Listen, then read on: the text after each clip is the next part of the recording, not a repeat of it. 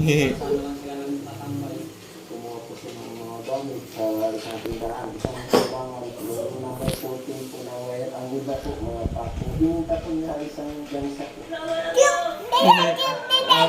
Opo, yun.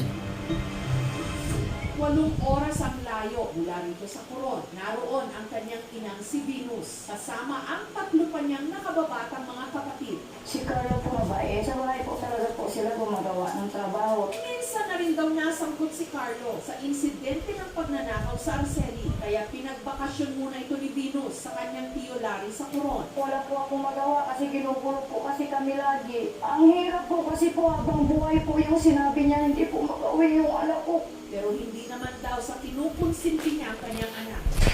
Si Carlo daw kasi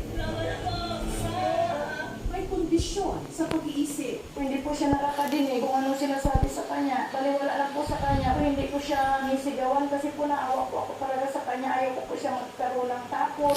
Pero